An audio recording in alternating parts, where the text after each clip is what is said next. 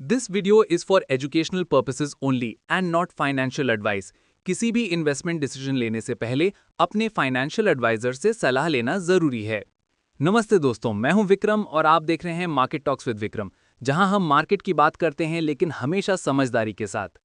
दोस्तों, आज हम बात करने वाले हैं एक ऐसे टॉपिक के बारे में जो डायरेक्टली आपके इन्वेस्टमेंट्स और ट्रेडिंग एक्सपीरियंस को अफेक्ट कर सकता है।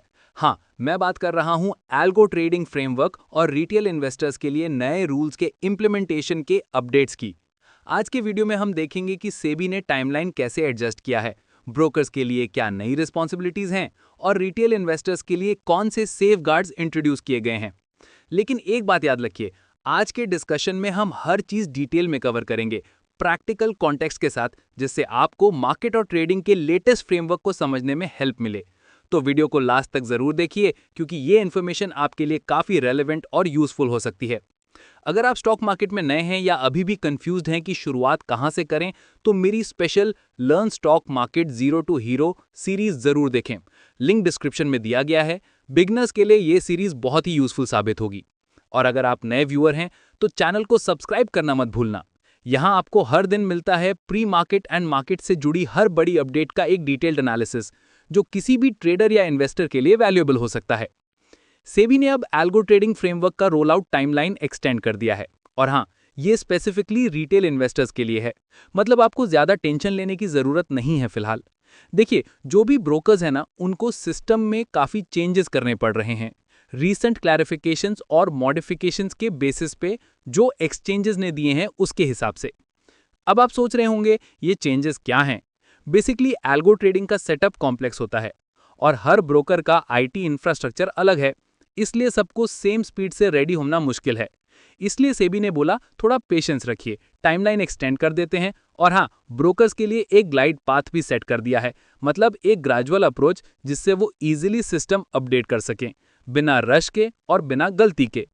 और ऑनेस्टली ये सही है, क्योंकि अगर कोई ब्रोकर जल्दी में ये चेंजेस करता और गलती हो जाती तो रिटेल इन्वेस्टर्स को प्रॉब्लम फेस करनी पड़ सकती थी, और सेबी ऑब्वियसली ऐसा नहीं चाहता।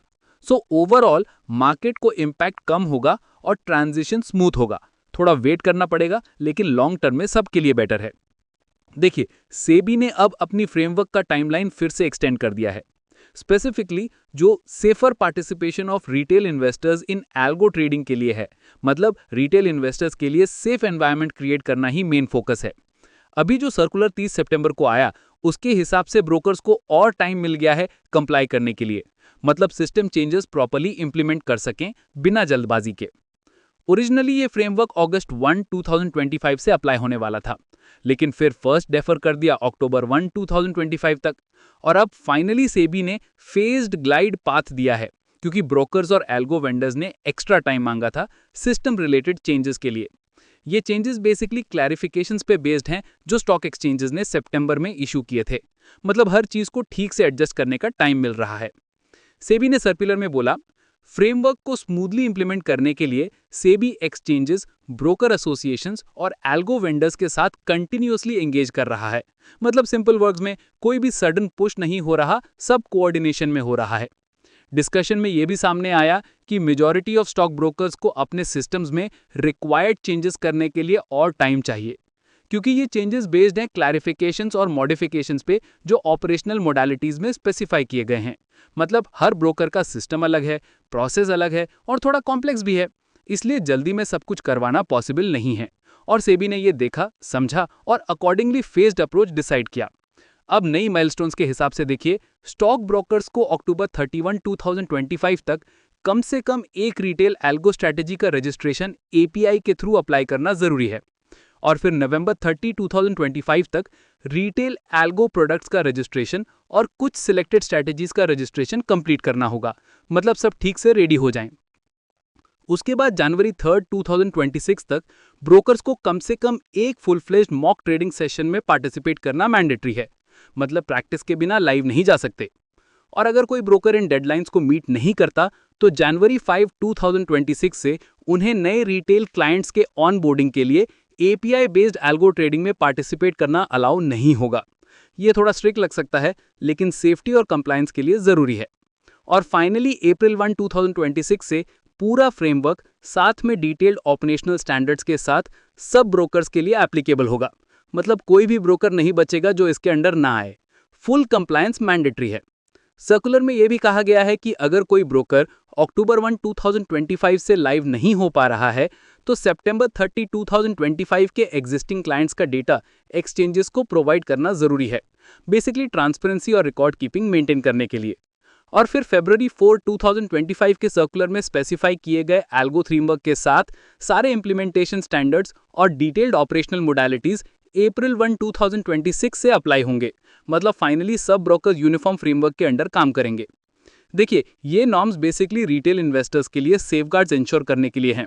मतलब क्लियरली डिफाइन किया गया है किसकी क्या रिस्पॉन्सिबिलिटी है और राइट्स क्या हैं, इन्वेस्टर्स की, ब्रोकर्स की, एल्गो प्रोवाइडर्स या वेंडर्स की, और मार्केट इंफ्रास्ट्रक्चर इंस्टीट्यूशंस जैसे एक्सचेंजेस, डिपॉजिटरीज और क्लियरिंग कॉर्पोरेशंस की। थोड़ा कॉम्प्लेक्स रख सकता है, लेकिन सिंपल वर्ड्स में सेफ्टी और अकाउंटेबिलिटी को प्रायोरिटी दी गई है। अब फ्रेमवर्क के under sub algorithmic trading strategies को मैंडेटरीली रजिस्टर करना होगा एक्सचेंजेस के साथ, और हर स्ट्रैटेजी को एक यूनिक आइडेंटिफिकेशन मिलेगा। ये रिवाइज्ड आइडेंटिफिकेशन मैकेनिज्म काफ़ी इंपॉर्टेंट है, क्योंकि इससे एक्सचेंज इजीली आइडेंटिफाई कर पाएगा कि कौन से ऑर्डर्स क्लाइंट के डायरेक्ट एपीआई से आ रहे हैं। मतलब ट्रांसपेरेंसी और ट्रैकिंग दोनों काम ईजी हो जाएगा। एल्गो प्रोवाइडर्स को पहले एक्सचेंज के साथ एम्पैनल करना होगा, तभी वो अपने प्रोडक्ट्स रजिस्टर कर पाएंगे, और स्ट्रैटेजी का एप्लीकेशन और रजिस्ट्रेशन ट्रेडिंग मेंबर के थ्रू ही होगा, तब जाके एक्सचेंज एल्गो आईडी असाइन करेगा। मतलब डायरेक्ट काम नहीं चलेगा, प्रॉपर चैनल फॉलो करना होगा। ये इंश्योर करता है कि सब प्रोसेस ट्रांसपेरेंट हो और किसी भी कंफ्यूजन या मिसयूज का स्कोप कम हो। चलो दोस्तों, आज का सेशन यहीं खत्म करते हैं। दोस्तों, अगर आपको ये वीडियो यूजफुल लगा हो तो लाइक करना ना भूलिए, अपने दोस्तों के साथ शेयर कीजिए और नीचे कमेंट में बताइए कि आपको कौन सा पार्ट सबसे ज़्यादा हेल्पफुल लगा। और हाँ, चैनल को सब्सक्राइब कर लीजिए ताकि आपको हर दिन मार्केट के लेटेस्ट अपडेट्स और डिटेल्ड एनालिसिस मिलती रहे। मिलते हैं नेक्स्ट अपडेट के साथ। Safe trading, smart investment. जय हिंद।